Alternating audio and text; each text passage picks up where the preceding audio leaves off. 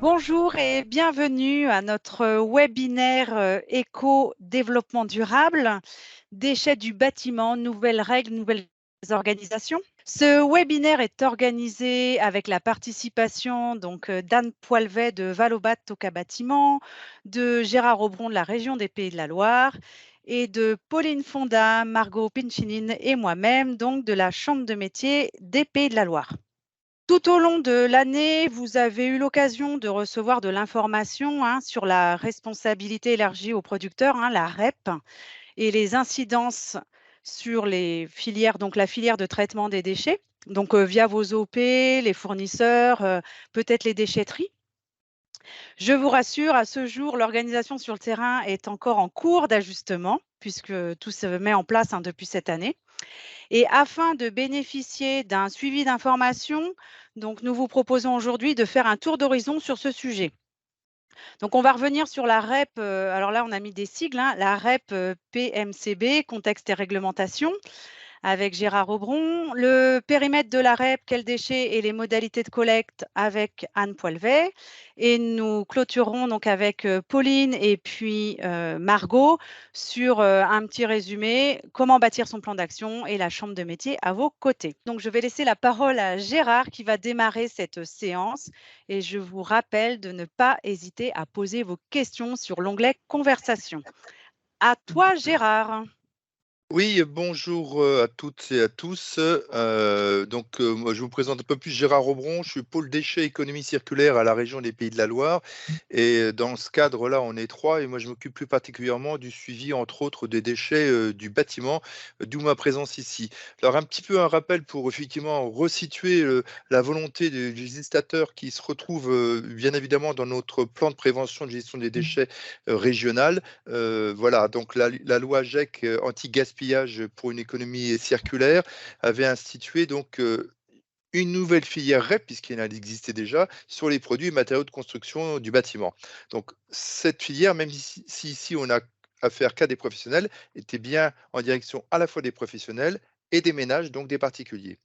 Un certain nombre d'ambitions qui étaient affichées, renforcer la collecte et le maillage territorial, ça c'est vrai en tant que gestion du déchet. Et puis, une chose très importante qui revient souvent, prévenir les dépôts sauvages. Bon, on peut se poser des questions là-dessus, mais prévenir les dépôts sauvages était quelque chose de très fortement affiché dans cette REP-là. Développer le réemploi et le recyclage, évidemment, en mettant un certain nombre de zones de réemploi à différents endroits, dont Anne Poilvé parlera sans doute après. Améliorer la traçabilité des déchets, ça nous concerne nous en tant que planificateurs sur les déchets pour vraiment voir si la gestion des déchets est bien faite.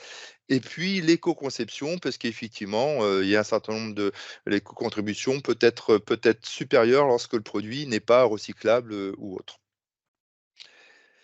Suivante. Alors, les grands principes. Reprise sans frais des déchets collectés séparément. Et effectivement, séparément, s'appuie sur la collecte des tris 7 et 8 flux. Je laisserai Anne en parler plus précisément.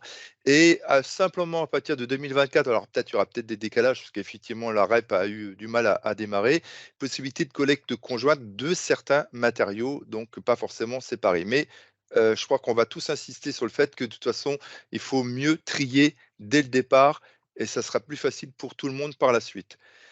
Lieu de reprise, ça c'est important et on a une position, nous, en tant que planificateur, très forte là-dessus.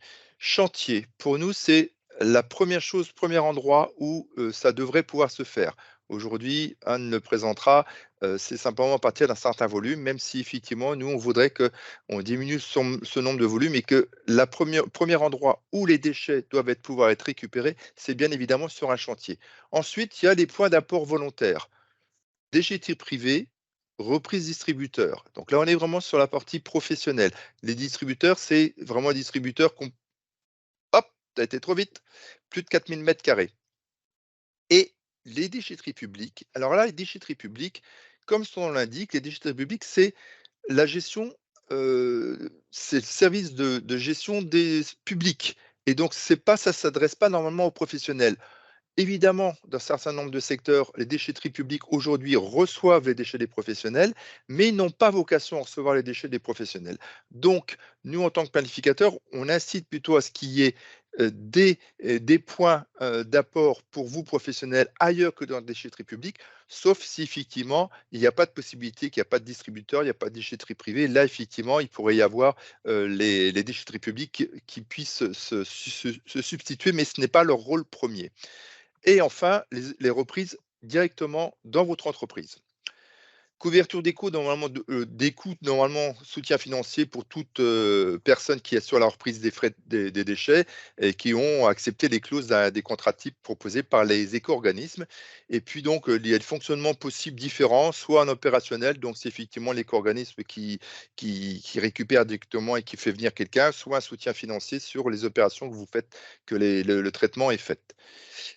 Suivante. Alors là, aujourd'hui, c'est des choses qu'on a discutées déjà avec les chambres consulaires, dont le CMA, la CAPEB et la FFB. Ce n'est pas les chambres consulaires, mais les professionnels, sur les points de maillage. Parce qu'effectivement, l'idée, c'est qu'effectivement, en tant que professionnel, vous ayez un point de maillage très proche de chez vous, parce qu'évidemment, on est entre autres sur des déchets qui sont encombrants, qui peuvent être lourds. Donc, c'est 10 ou 20 km en moyenne à l'échelle régionale. Quasiment l'ensemble du territoire, à part deux territoires, sont plutôt à 10 km. Reprise de l'ensemble des déchets du bâtiment. Au moins 50% des points de maillage doivent reprendre les déchets dangereux. Zone de réemploi, donc d'où le lien au départ avec la volonté de pouvoir d'augmenter le réemploi. Et tous les détenteurs ménagers ou professionnels doivent trouver une solution répondant aux conditions exposées précédemment, les détenteurs ménagers étant plutôt destinés aux déchetteries publiques. Et là où il manque des points, les éco-organismes doivent pouvoir arriver à impulser la création de nouveaux points. Et donc, on a travaillé déjà avec les éco-organismes et puis donc la CAPEB, la FFB, entre autres, sur le projet de maillage de la région. Ça devait finir en l'été 2023, c'était un petit peu plus long et c'est encore en construction actuellement. Au mois de février, on fera un peu un point où est-ce qu'on en sera lors d'une commission consultative organisée par la région. Donc, il y a une concertation qui a été faite dans ce cadre-là avec les différents acteurs qui étaient concernés pour à la fois les acteurs du service public de gestion des déchets, les acteurs locaux du bâtiment, CAPEB, FFB et puis autres. Voilà.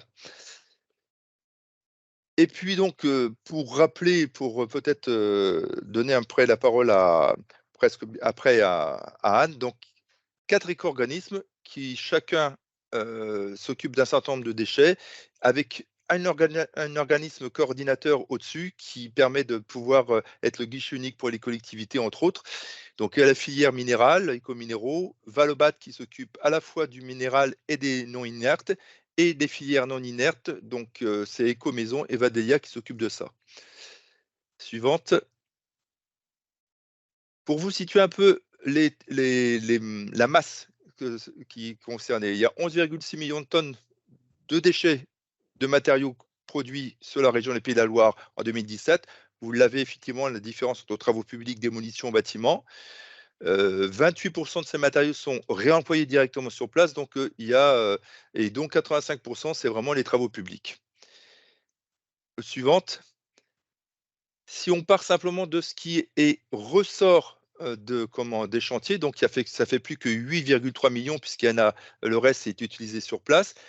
Une majorité est composée des matériaux inertes et les terres et matériaux meubles non pollués constituent pratiquement 60% du gisement des inertes et 54% de l'ensemble des gisements d'excédents. Donc on voit vraiment les déchets inertes, c'est vraiment la chose principale. Et ces déchets-là, ces terres évacuées sont hors de la REP.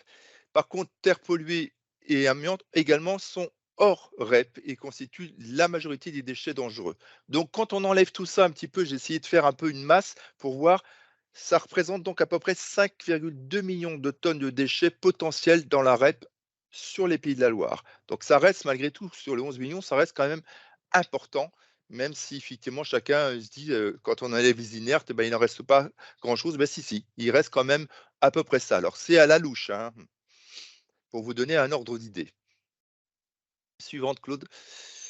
Rappel, nous en tant que planificateurs et l'État aussi par rapport à la planification des déchets, le meilleur déchet, c'est celui qu'on ne fait pas. réduction des déchets à la source, donc effectivement faire en sorte que dans vos commandes, vous commandiez ce dont vous avez besoin et pas plus, et puis que dans les découpes éventuellement de certains matériaux, il y ait le moins de chutes possible. Ensuite, le réemploi, c'est vraiment la deuxième chose qui est vraiment importante, qui commence à se mettre en place avec éventuellement des plateformes de réemploi qui sont réfléchies sur Nantes, sur Angers. Et ensuite, quand on a vraiment des déchets, donc le réemploi, c'est aussi le réemploi sur place, des terres de remblai, par exemple. Et ensuite, quand on a un déchet, première chose, recyclage. Dernière chose, valorisation énergétique. Et tout à la fin, c'est l'enfouissement. D'où le fait, diapo suivante, les objectifs qui ont été donnés aux éco-organismes qui sont affichés ici. Je ne vous les lis pas, mais vous voyez qu'il y a à la fois dans chacune des catégories un recyclage, de la valorisation et puis des objectifs de collecte. Et également, ça a été fait par matériaux. Et toute catégorie, alors ça peut paraître peu en termes, par exemple, de réemploi, de réutilisation. Il n'y a que 2% qui sont prévus en 2024 et 5% en 2028. Mais vous avez vu, quand on regarde sur 5 millions de tonnes, si on fait 5% sur 5 millions de tonnes, ça commence quand même à faire des beaux volumes. Voilà ce que je pouvais vous dire sur le contexte global et puis le lien avec nous, régions qui sommes planificateurs pour la gestion des déchets. Je vais laisser la parole du coup à Anne pour aller plus dans le détail éventuellement sur les déchets notamment qui sont concernés. Bonjour à tous Voilà. et merci Gérard. Donc, je vais me présenter rapidement. Donc, Anne Poilvet, je suis responsable régionale pour la direction des opérations de Valobat, donc un des 4 éco-organismes agréés pour la filière bâtiment et donc en charge du déploiement de la REP sur ce territoire. Donc aujourd'hui, Valobat est agréé par l'État, en effet. Donc nous sommes une société à but non lucratif, agréée par l'État parce que l'État nous fixe les objectifs que Gérard vient de vous présenter précédemment. Donc aujourd'hui, la réglementation sur le bâtiment est construite en 2 catégories. Dans la catégorie inerte, vous retrouvez donc tous les matériaux de construction. Donc à prendre en compte que cette REP, elle s'adresse aux matériaux de la construction uniquement, c'est-à-dire tous les matériaux qui restent dans un bâtiment lors de sa vie. Donc, dans les éteintes, vous retrouvez les familles des bétons, la chaux, les pierres, les terres cuites, les ardoises, les mélanges bitumineux, les granulats et la céramique. Donc ça, c'est la famille des inertes qui constitue la majorité du tonnage, comme on vous l'a présenté à l'instant. Et après, la deuxième catégorie, les non inertes. Alors, en termes de tonnage, c'est plus faible, mais en termes de diversité de matériaux, c'est beaucoup plus important puisqu'on va retrouver le métal, le bois, le plastique, les laines minérales, le plâtre et les menuiseries. Donc, on va s'intéresser à tous les éléments structurants d'un bâtiment, donc la couverture, la façade, les mortiers, les enduits, les tuyaux, les canalisations, les revêtements de sol, les plaques et les carreaux de plâtre, les isolants, la menuiserie intérieure et extérieure et tout ce qui va être fenêtre, bien entendu, porte, portail, bloc-porte, etc. Donc voilà, une diversité des matériaux et des familles. Et puis, eh bien, également, ce qui n'est pas aujourd'hui dans la REP et qui est à la frontière. Donc, il y a les terres excavées, hein, donc tout ce qui va être déblais, remblais sur les chantiers, les déchets verts, les matériaux des travaux publics, hein, puisqu'aujourd'hui, cette REP se concerne exclusivement les déchets du bâtiment, donc tout ce qui va être travaux publics ne fait pas partie de la REP. Et vous retrouvez également les déchets électroniques, les déchets dangereux diffus, pour lesquels il existe aujourd'hui des REP, donc qui bénéficient d'un soutien pour le recyclage, donc les D3E, donc tout ce qui est appareil électronique, et les déchets dangereux. Donc ça, il y a 2 REP qui existent. Et après, ce qui n'est pas pris en charge et qui peut ne pas être intuitif, mais le législateur a fait le choix de séparer les matériaux de construction et des emballages. Donc tout ce qui va être carton, film plastique, polystyrène de calage, tasseau de calage, ça c'est de l'emballage. Les palettes également, ce sont des emballages et ils ne sont pas pris en charge pour l'instant. Néanmoins, l'État a programmé une REP sur les emballages industriels et commerciaux à l'horizon 2025, donc qui va arriver très prochainement. L'autre flux, c'est les déchets en mélange, puisque on va y revenir, mais cette REP est basée sur le tri à la source. Pourquoi le tri? Parce que pour permettre le recyclage, la valorisation matière, eh bien, il faut que les déchets soient triés à la source, hein, puisque si on fait le tri dans un second temps, les déchets sont contaminés entre eux et la plupart des cas ne permettent pas de recyclage et de valorisation des matières.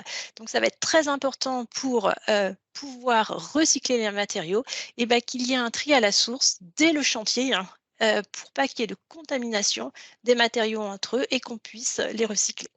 Alors, comment ça s'organise concrètement sur le terrain? Donc, on va dire vous avez 3 canaux.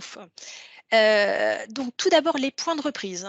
Aujourd'hui, les points de reprise, comme vous le disait Gérard, il y a la déchetterie publique qui est aujourd'hui beaucoup utilisée, mais désormais, vous avez sur le terrain des distributeurs qui ont également l'obligation de reprendre les déchets à partir d'une surface de 4000 m². Et les déchetteries professionnelles.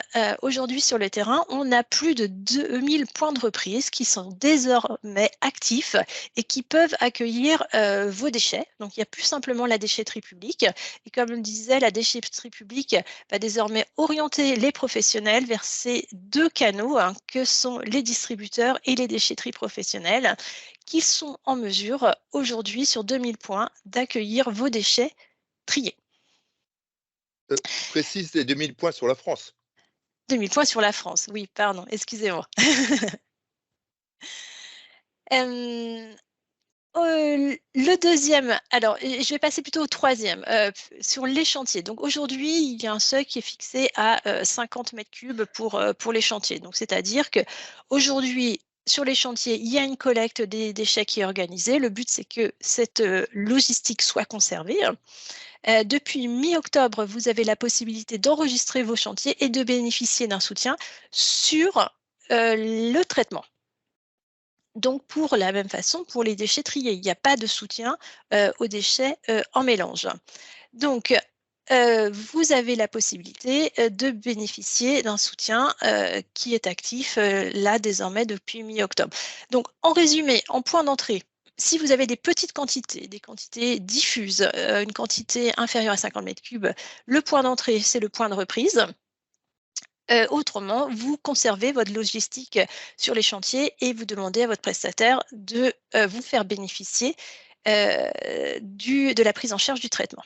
Et puis, à l'intermédiaire entre les deux, hein, c'est-à-dire que vous avez des quantités trop importantes pour aller sur un point de reprise, mais pas suffisantes pour organiser une collecte sur chantier. Et il y aura également, à partir de 2024, un soutien pour les entreprises qui ont quelque part une mini déchetterie interne. Donc, il faut bien que ce soit interne, hein, puisque si vous accueillez les déchets d'extérieur, c'est une déchetterie professionnelle. Donc, pour les déchets internes de vos équipes, il y aura également un soutien qui s'est vu en 2 modalités. Soit vous avez des quantités importantes et là, il y aura une mise à disposition de contenants.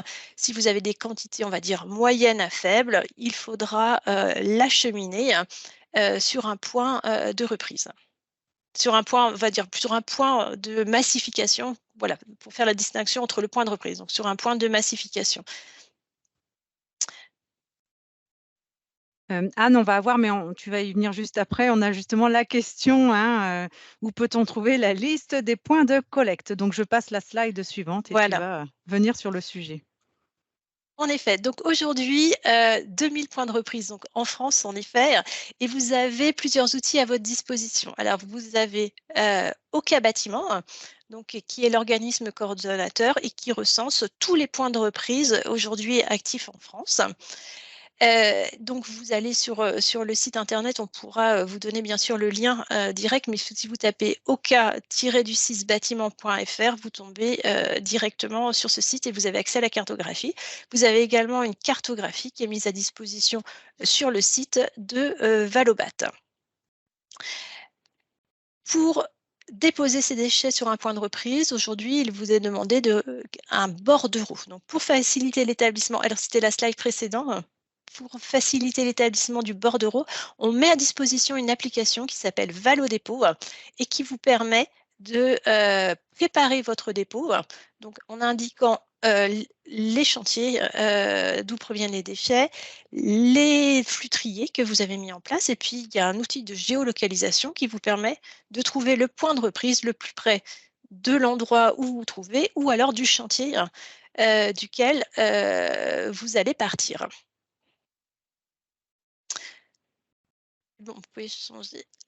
Concernant la reprise sur chantier, aujourd'hui, le lien contractuel, il se fait entre Valobat et votre gestionnaire prestataire de gestion des déchets. C'est-à-dire que c'est à lui qu'on va verser les soutiens. Et donc, il y a un contrat entre Valobat et les gestionnaires de déchets. Vous, entreprise de travaux, on vous demande de nous déclarer votre soutien, parce que c'est vous qui allez nous permettre la traçabilité en déclarant votre chantier, donc la localisation du chantier. On vous demande quelques précisions pour savoir si c'est un chantier de construction, déconstruction, rénovation. Et puis surtout, on indiquer le prestataire de déchets que vous avez sélectionné pour votre chantier. Donc, vous gardez le lien contractuel que vous avez, vous, entreprise de travaux, avec le gestionnaire de déchets. Par la suite, le gestionnaire de déchets, lui, va compléter, alors je n'ai pas tout à fait fini, le gestionnaire de déchets va compléter les flux qu'il prend en charge, donc sur lequel vous avez un accord de prise en charge, et c'est lui qui fera la déclaration des tonnages. Donc vous avez une seule intervention à faire, c'est faire une déclaration de chantier et indiquer le prestataire avec lequel vous avez travaillé. Auparavant, le prestataire doit être référencé. Aujourd'hui, il y a plus de 300 prestataires qui sont référencés. On continue à en référencer. Si vos prestataires habituels n'est pas référencé, vous pouvez lui faire part et votre souhait de son référencement afin de bénéficier des soutiens sur la reprise du traitement. On vous demande également des informations sur la maîtrise d'ouvrage et également sur vos intentions en termes de valorisation et de réemploi des matériaux sur les chantiers. Et le dernier point, c'est afin de garantir la traçabilité des déchets et des flux financiers, il y a une clé unique qui va être mise en place sur les chantiers.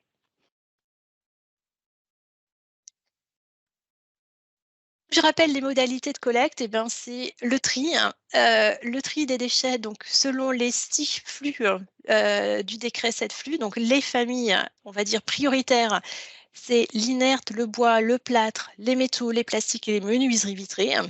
Et puis vous avez des flux optionnels qui sont déjà proposés, donc avec laine de verre et laine de roche. Donc aujourd'hui, c'est 2 flux différents puisque les process de valorisation sont différents. Laine de verre, laine de roche et également une valorisation énergétique des revêtements de sol, des isolants PSE et des membranes bitumineuses. Et voilà, et en complément d'éco-DDS, une prise en charge des déchets dangereux.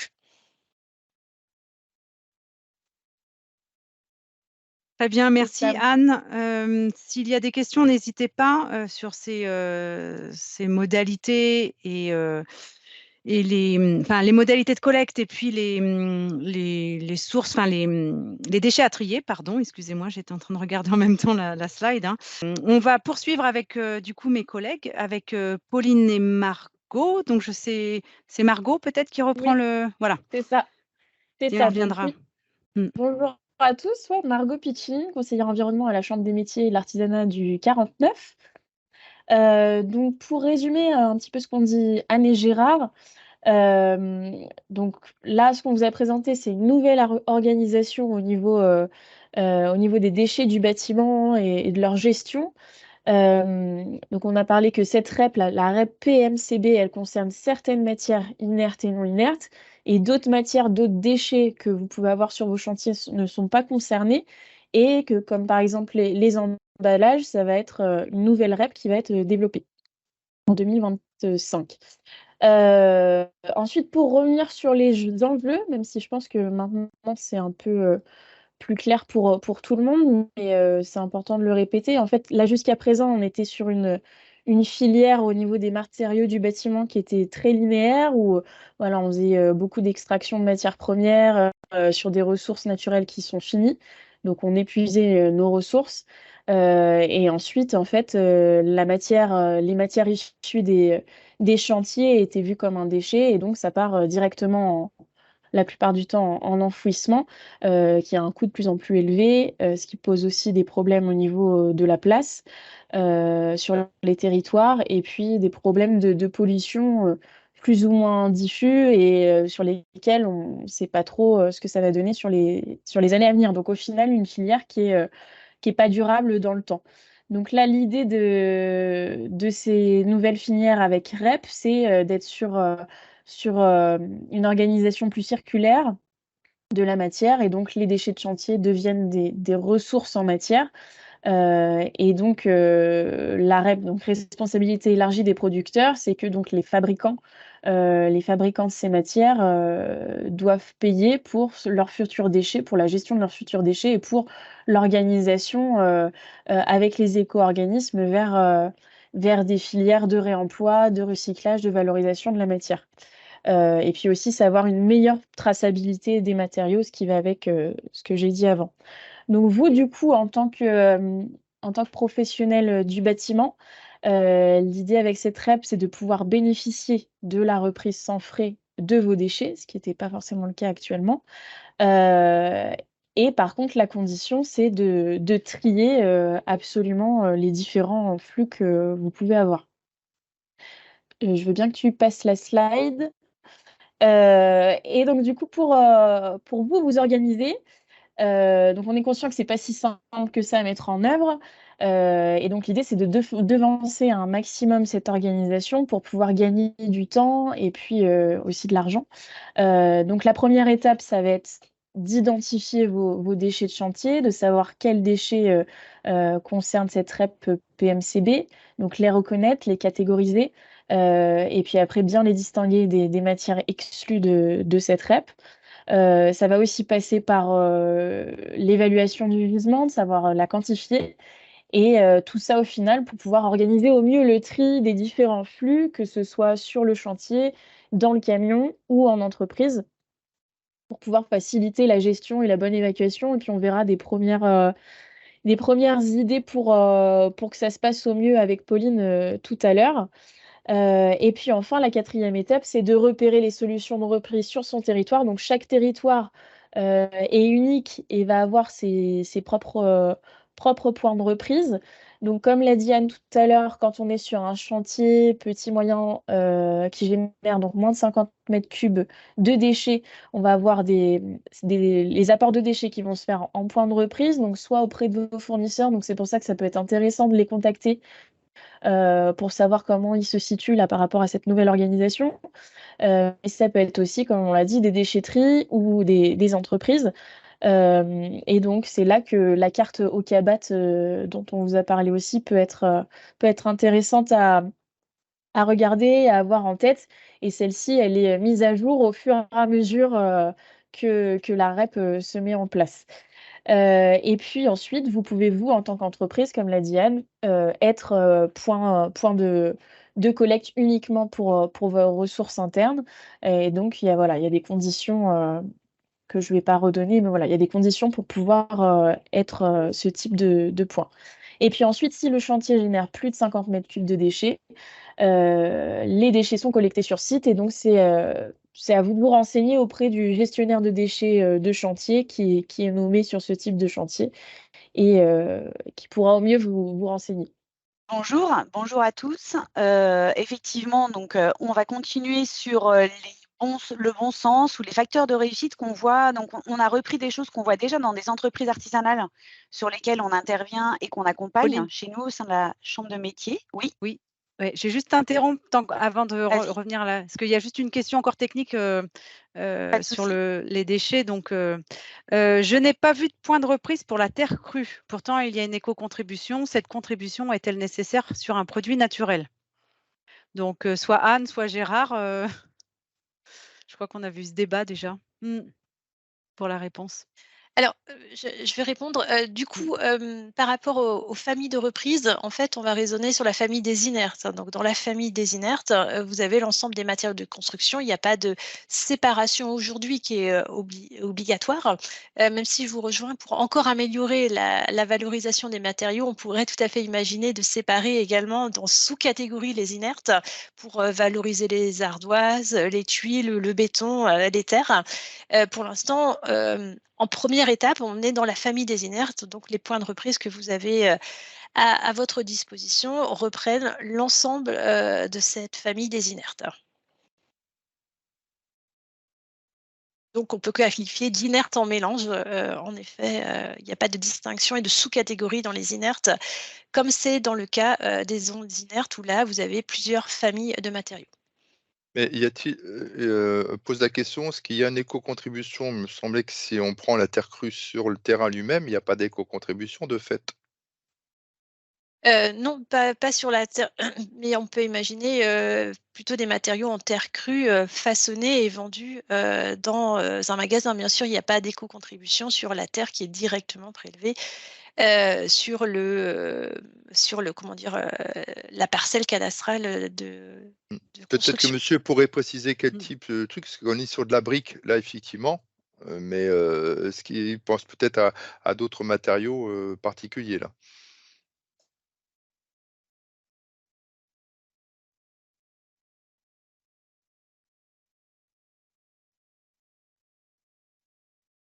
Tu as vu, Anne, c'est sur les enduits, alors moi, je ne sais pas répondre là. BTC enduit. Ouais. Alors, tout ce qui est, en fait, la règle, c'est tout ce qui est commercialisé, hein, donc qui apporte, enfin, qui passe d'un endroit A à un endroit B.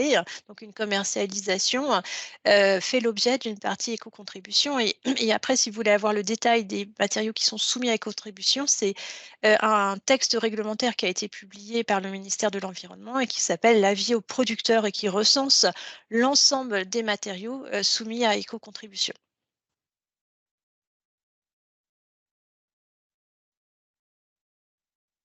J'espère qu'on a répondu ou éclairci ce point. On va reprendre du coup, Pauline. Excusez-moi, c'était donc on était juste encore sur les déchets, donc justement avant de rentrer dans le plan d'action du tri. Voilà.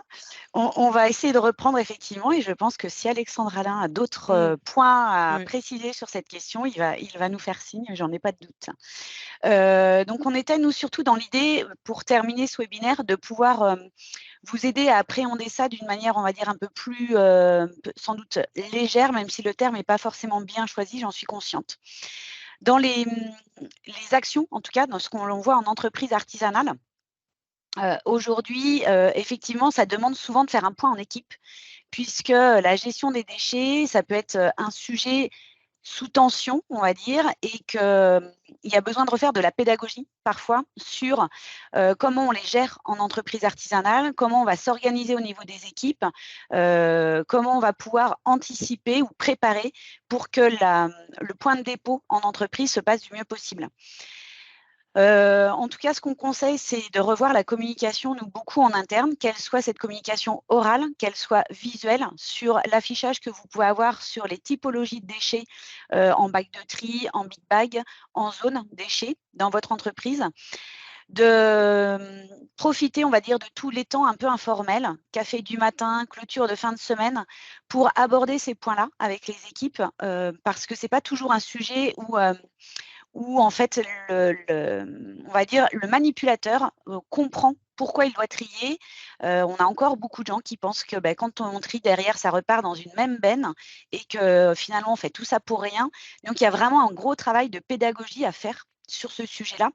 Et ce n'est pas toujours simple parce que c'est un sujet parmi tant d'autres dans la gestion quotidienne de l'entreprise. Ce qu'on conseille aussi pour éviter les faux frais et puis les tensions en équipe, c'est de pouvoir travailler, comme l'a dit tout à l'heure Margot, et comme ça a été aussi précisé précédemment, sur les catégories de déchets, sur les volumes qui sont générés. Donc les volumes, ils peuvent être réguliers dans vos entreprises, mais ils peuvent être très saisonniers, ils peuvent être en flux complètement différents sur des catégories de déchets. Donc ça, c'est pas simple à appréhender.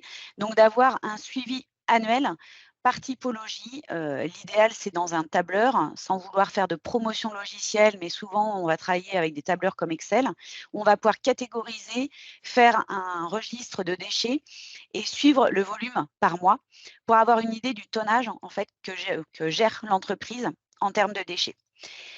Je reviens juste sur la pédagogie parce que j'ai oublié de dire aussi, Margot l'a répété avant, c'est qu'on est vraiment dans l'idée, avant que la matière prenne le statut de déchet, qu'elle soit bien identifiée comme une ressource en entreprise. Et le tri va permettre ça aussi. Et dans le tri, moi, j'ai des entreprises artisanales que j'accompagne qui ont retravaillé complètement déjà leurs approvisionnements et la zone de stockage. Comment faire pour que des sacs où il y a un fond d'enduit, de mortier, etc., soient bien identifiés? Comment on peut retravailler notre rayonnage, nos racks de rangement, les identifications pour qu'on n'ait pas des matières qui s'accumulent dans une zone de l'atelier et qui fassent que malheureusement, ça devienne du déchet puisqu'elles ne seront plus exploitables. Donc, il y a tout ce travail-là aussi parfois en équipe à remettre en fait en avant. Et puis, pour rebondir donc sur le registre des déchets, le fait de connaître aussi le suivi des volumes, le suivi des tonnages et les coûts que ça engendre, cette gestion des déchets, ça permet de mieux répercuter la ligne éco-contribution pour les clients finaux. Et ça, c'est important parce que le client, en fait, il a besoin de savoir que l'entreprise artisanale, elle est soumise à cette REP, qu'elle doit, de toute façon, qu'elle a un coût, ça lui engendre des coûts, qu'ils soient des coûts financiers ou du temps, de l'espace, différents types, on va dire, de contraintes pour l'entreprise. Et c'est important aujourd'hui que cette ligne, elle soit bien transparente et qu'elle puisse être justifiée auprès des clients finaux. On a mis sur notre support du webinaire aussi des solutions qui permettent que les restes de chantier, que les matériaux qui peuvent être dormants en entreprise, qui ne seront pas forcément utilisables par l'entreprise qui les détient, puissent servir à d'autres entreprises ou à des particuliers. Et donc, sur chaque département, on a listé, alors la liste, elle n'est pas exhaustive, c'est sûr, mais des plateformes qui permettent de déposer et donc d'avoir aussi un don et un reçu pour l'entreprise en termes de comptabilité et qui vont permettre de valoriser ça éventuellement dans une démarche d'amélioration continue ce qui va aider aussi à bien faire rentrer dans la tête de tout le monde que c'est toujours une ressource, c'est toujours de la matière qui est mise à disposition et que cette matière-là, avant qu'elle soit enfouie, soit brûlée, elle peut servir à d'autres. Et en dernier point, on vous a remis la plateforme donc, de la région des Pays-de-la-Loire, Solutions et Partage, sur lequel vous pouvez déposer une annonce pour de la matière, mais pour toute autre demande, que ce soit des demandes de locaux ou des mises à disposition de locaux, etc. Parce qu'on a une plateforme de mutualisation qui est bien faite, qui vient d'être rénovée et sur lequel aussi, nous, en tant que conseiller CMA, on peut vous accompagner pour le dépôt d'annonces. Et je vais terminer par 2 dispositifs sur lesquels on intervient, nous, en entreprise, en tant que conseiller chambre de métier. Donc, moi, je n'ai pas précisé, mais effectivement, je suis sur le département de la Vendée. Et on est une équipe de 15 conseillers sur l'ensemble des 5 départements de la région des Pays-de-la-Loire. Et pour le moment, on a encore des moyens d'accompagner, je dirais, de manière gracieuse l'entreprise artisanale sur 2 dispositifs. Un diagnostic performant environnement qui est pris en charge donc, par l'ADEME ou la région des Pays-de-la-Loire, donc qui nous permet en fait de faire un point sur cette thématique-là, déchets, mais pas que. On peut aussi travailler sur l'énergie, sur l'eau, sur la mobilité, sur les emballages, on en a parlé tout à l'heure, sur les produits entrants, les produits sortants et tout ce qui va être la partie sociétale et durable, c'est-à-dire prévention des risques en entreprise, transmission, formation. Voilà. Donc, ce temps-là, vous pouvez l'avoir. On fait un diagnostic en entreprise, on se déplace, on regarde avec vous ce qui est existant, ce qui a besoin d'être amélioré et comment, en termes de pédagogie, on peut aussi partager des trucs et astuces de solutions qu'on voit en entreprise et qui fonctionnent et qui sont simples et qui peuvent permettre de répondre des fois à enlever, on va dire, des cailloux dans votre chaussure de dirigeant. Et le deuxième dispositif, donc Performa, c'est un diagnostic qui est plus ponctuel. On a une démarche d'amélioration continue qui est pareil, financée en fait par l'ADEME, où nous, on intervient en entreprise artisanale.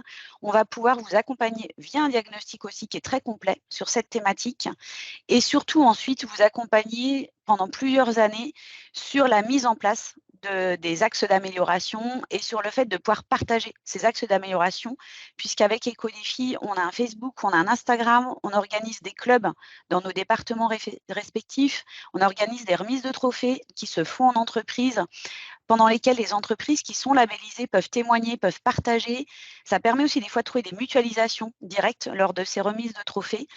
Donc, ce ne sont pas des solutions miracles, on en est bien conscient, mais en tout cas, ce qui est sûr, c'est qu'à partager toutes ces, on va dire, ces organisations, à véhiculer les bonnes informations et à pouvoir, on va dire, vraiment échanger sur ces tracas du quotidien et les solutions possibles, ça permet d'avancer mieux, on va dire, de manière un peu plus apaisée sur ces sujets. Voilà. Gérard avait levé la main, donc je laisse la parole. Oui, je voulais rajouter une chose parce qu'on parle des gratuités et puis là, vous faites des focus qui permettent pour les autres, à la limite, déchets faits par l'entreprise en dehors même des chantiers, parce que ça a un coût. Souvent, les entreprises n'imaginent pas le coût que ça a et puis les avantages qu'ils peuvent avoir de trier. Je voudrais simplement appuyer sur une chose auquel il faut faire attention parce que, comme je disais, dans la hiérarchie des traitements des déchets, le meilleur déchet, c'est le déchet qu'on ne fait pas. Et donc, je dirais que ce n'est pas parce qu'à un moment donné a été mis en place cette REP qui était nécessaire pour que vous puissiez avoir effectivement la récupération de vos déchets gratuitement, même si effectivement c'est celui qui fait le chantier, qui fait faire le chantier qui paye au bout du compte. Ça ne veut pas dire qu'il faut ne pas penser à votre manière de travailler, à l'éco-conception du chantier pour éviter les déchets parce que les déchets, ils ne vont rien vous coûter. Voilà, et j'appuie là-dessus parce qu'effectivement, nous, en tant que planificateur, ce qu'on veut, c'est qu'il y ait le moins de déchets possible. Même si effectivement, pour vous, ben, vous pouvez vous en débarrasser gratuitement. Alors, je suis peut-être un peu fort là-dessus, mais voilà, c'est important de le dire, c'est pour le bien de tout le monde que je dis ça. C'est effectivement, il faut faire le moins de déchets possible. Donc, dans votre gestion, ce qu'a été présenté tout à l'heure, la gestion de votre chantier, etc., faire en sorte qu'au bout du compte, il y ait le moins de déchets possible, tant bien même ils sont récupérés gratuitement. Ça reste des ressources. C'est bien pour ça que nous, on parle de ressources, vraiment. Ça ne prendra le statut de déchet que si vraiment on ne peut plus lui trouver une utilisation. Et parfois, les ressources d'une entreprise peuvent servir à une autre entreprise, à un particulier.